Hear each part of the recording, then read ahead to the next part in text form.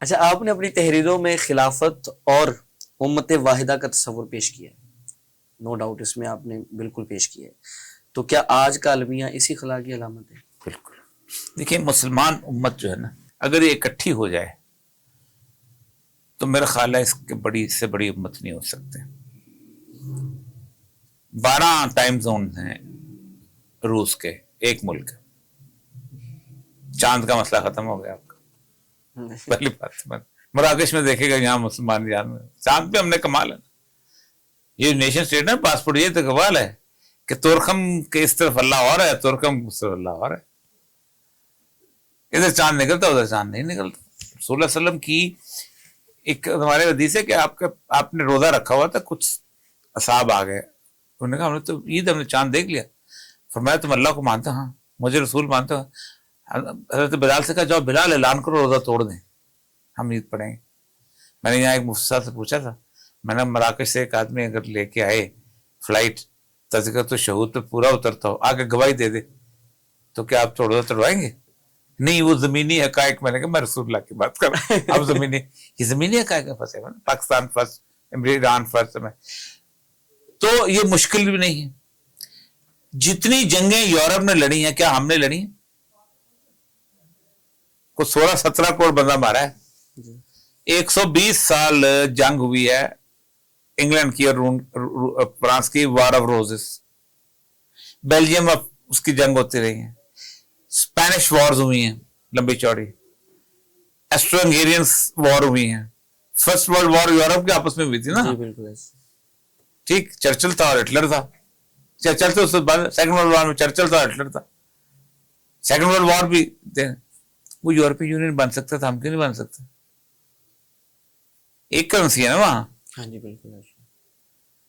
اور جس مسلم امہ کے پاس تیل کی دولت ہو، جس مسلم امہ کے پاس اتنی زیادہ مادی وسائل ہوں، جس مسلم امہ کے طرف دنیا کے 2 بڑے دریا، کم از کم 2 بڑے دریا، 3 بڑے دریا بنتے ہیں، دریائے نیل، دریائے سندھ اور دریائے ایمو، یہ ہوں، برہم پترا شترا، یہ، اور ایگریکلچر واسٹ لینڈ ہو. 50 ریاستیں ہیں امریکہ کی، 50 علیحدہ ہو جائے ختم، کچھ بھی نہیں ہے. 50 سے اکٹھی ہیں تو امریکہ ہے. مسلم امہ کے 57 اکٹھی ہو جائیں تو مسلم امہ امریکہ سے زیادہ طاقتور ہو جاتی. یہ ہوں گی کیسے سر؟ نہیں ہونے دیں گے، نہیں ہونے دیں گے. وہ کہتے تھے وانٹ خلافہ بیک. مسلمانوں کو نہیں اکٹھا ہونے دیں گے. مسلمانوں کی بدقسمتی یہ ہے کہ مسلمانوں کے اوپر مسلمان حکمران نہیں ہے، مسلمانوں کے اوپر سیکولر ڈکٹیٹر حکمران ہے. بشار الاسد مسلمان ہے، ہی از اے سیکولر ڈکٹیٹر.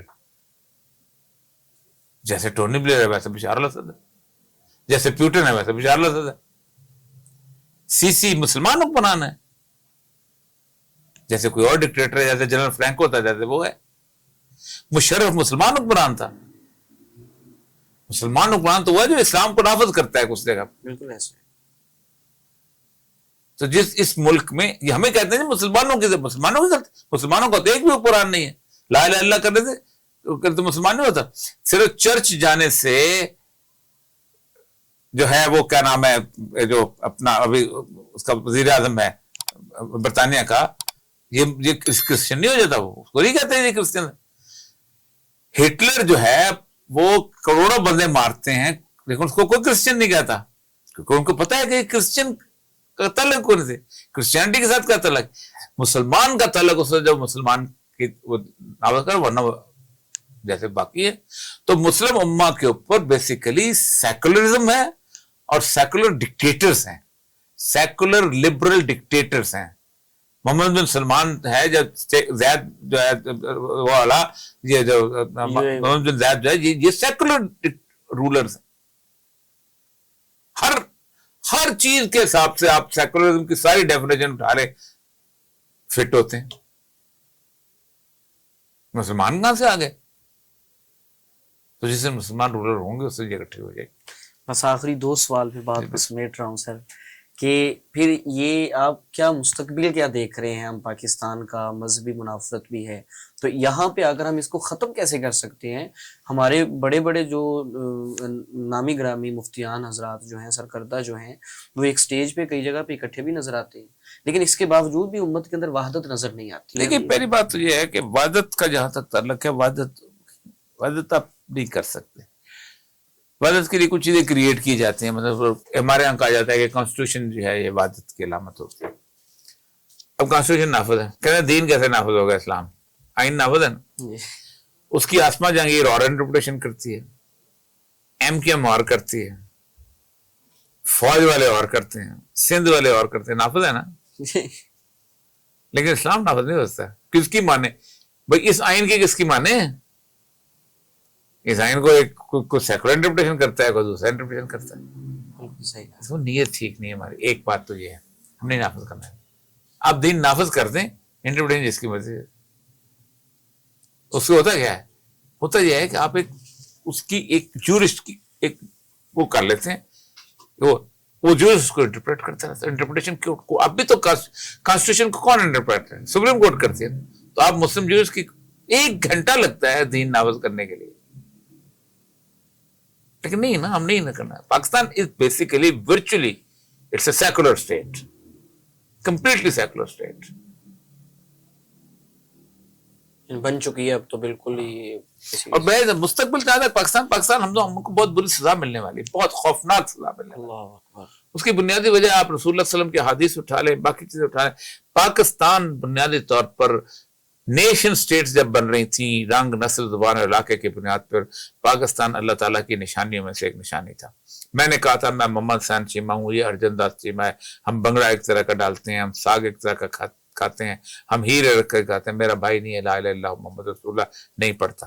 ہم نے مدینے کی صورتحال دوبارہ پیدا کی تھی، بدر کی صورتحال پیدا کی تھی۔ علی ابن ابی طالب ایک طرف ہیں، عقیل ابن ابی طالب دوسری طرف ہیں، حمزہ ابن عبد المطلب ایک طرف ہیں، عباس ابن عبد المطلب دوسری طرف ہے۔ حضرت عمر نے اپنے ماموں کو قتل کیا تھا، عبادہ ابن جرح اپنے باپ کا سر کاٹ کے لایا۔ ہم نے کہا تھا نہیں ہے، ہم نے ایک بنائی تھی، یہ کہتے ہیں صالح علیہ السلام کی اونٹنی تھی، ہم نے صالح علیہ السلام کی اونٹنی کو کر دیا ہوا ذبح، اب صرف عذاب کا انتظار کریں۔ اور وہ بہت خوفناک نظر آتا ہے مجھے، کیونکہ عذاب کی تین ڈیفینیشن ہیں عذاب کی جو قرآن بتاتا ہے، 3، چوتھی کوئی وجہ نہیں ہے، کوئی اور راستہ نہیں۔ علامتیں 3 ہیں۔ نمبر 1، کل والقادر علی یبعث عذاب منکم فوقکم، کہ اللہ کہہ دو اللہ قادر ہے کہ تمہارے سروں کے اوپر سے عذاب نازل کرے، او من تحت ارجلکم، تمہارے پاؤں کے نیچے عذاب نہ۔ یہ تو چلو کبھی کبھی آتے ہیں، لیکن ایک عذاب ہے جو اللہ نے مسلط کر دیا، یہ تیسرا، وَيَلْبَسُكُمْ شِيَعًا، تمہیں میں گروہوں میں بانٹ دوں، شیعہ، سنی، وابی، بریلوی، دیوبندی، پنجابی، پٹھان، سندھی، بلوچ، وَيُذِيقَ بَأْسَكُمْ بَأْسَ بَعْضٍ، اور ایک دوسرے سے گردنیں کٹوا کے تمہیں عذاب کا مزہ چکھاؤں۔ ہم اس حالت عذاب میں ہیں اور ہم نہیں نکل سکتے جب تک ہم واپس رجوع نہیں کرتے پاکستان کی اساس کو۔ یا تو پاکستان کو توڑ دو، پنجاب علیحدہ ہو جائے، بلوچستان علیحدہ ہو جائے، باقی کہیں ہم پنجابی بلوچی ہیں۔ اللہ کو اس سے کوئی دلچسپی نہیں تم مسلمان بنتے ہو یا نہیں بنتے ہو، جاؤ جہنم میں جاؤ، اللہ قیامت تم دیکھ لے گا۔ اللہ کے یہاں کوئی ای سی ایل نہیں ہے کہ تمہارے وہاں جانا رک جائے گا پوچھ لے گا، فرانس بن جاؤ، انگلینڈ بن جاؤ۔ لیکن اللہ ایک کہتا ہے، دیکھو بات سنو، کہ فتؤمنون ببعض الکتاب وتکفرون ببعض، تم کتاب کے ایک حصے کو مانتے ہو، دوسرے حصے کو نہیں مانتے ہو۔ یہ نہیں ہو سکتا کہ میرا فارم فل کر کے، میرے کلب کی ممبرشپ لے کے پھر کہو میں نے یہ بات نہیں مانی۔ وکیل بن کے یہ نہیں کہہ سکتے کہ تم میں کالا کوٹ نہیں پہن کے جاؤں گا۔ جم خانہ کی ممبرشپ لے کے یہ نہیں کہہ سکتے ہو کہ میں جو ہے نا کلوز کالر لیا۔ یہ تم جب کرو گے تو اللہ کہتا ہے وَجَزَاءُ مَن يَفْعَلُ ذَلِكَ مِنكُمْ، تو ایسی چیز کا میں کیا اجر دوں؟ قیامت میں نہیں رکھتا اللہ، اللہ خزی فی الحیات الدنیا، میں اسے دنیا میں ذلیل و خوار کر دوں۔ اگر یہ ملک نسل رنگ پہ بناتے بنا ہوتا، اللہ کو اس کی پرواہ نہیں ہونی تھی۔ اب آپ نے کلب کی ممبرشپ لی، اس کی بنیاد پہ 10 لاکھ لوگوں کو شہید کروایا، اب آپ کی شامت ہے اور بہت خوفناک شامت ہے۔ اللہ اکبر. جی سر، آپ کا بہت بہت شکریہ. آپ نے قیمتی ٹائم دیا، بہت قیمتی ٹائم آپ کا، نو ڈاؤٹ. تو آپ نے وہ عطا کیا ہے، اس پر ہم آپ کا بہت شکریہ ادا کرتے ہیں. اللہ پاک آپ کو صحت و تندرستی کے ساتھ لمبی زندگی عطا فرمائے. آمین یا رب العالمین. جی تو معزز خواتین و حضرات، امید ہے کہ آپ کو آج کی ایپیسوڈ جو ہے وہ بہت پسند آئی ہوگی. انشاءاللہ ایک نئے پوڈ کاسٹ کے ساتھ دوبارہ آپ کی خدمت میں حاضر ہوں گے. تب تک آپ کا ہوسٹ محمد مزمل آپ سے اجازت چاہتا ہے. والسلام علیکم ورحمۃ اللہ.